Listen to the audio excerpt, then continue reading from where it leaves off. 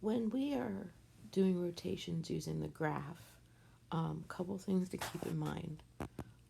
First is that rotations are considered counterclockwise unless otherwise specified.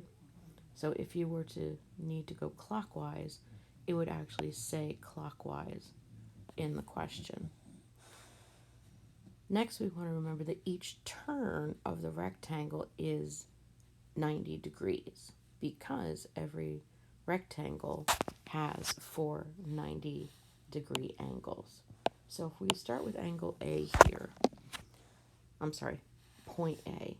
Start with point A and I draw my rectangle so that it meets the origin in the center. And you'll notice that I have a 4 by 6 rectangle.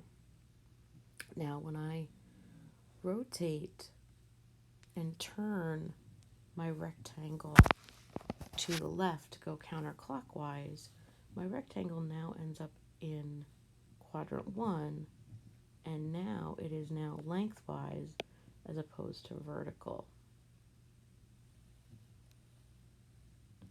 And then when I make that turn, hopefully you can envision that point A is now here. So my coordinate for point A for a 90-degree rotation, instead of being 4 comma negative 6, my rotation point A prime at a 90-degree rotation now becomes 6 comma 4. Now if I was to rotate point A 180 degrees, that's 2 turns of my rectangle. So now, again, I'm going to the right, and so now my rectangle now goes back to straight up and down, where I have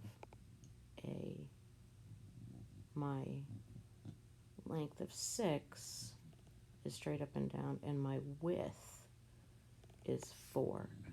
And if you can envision turning point A at 180 degrees, a double prime 180 degree rotation makes my point -4 +6.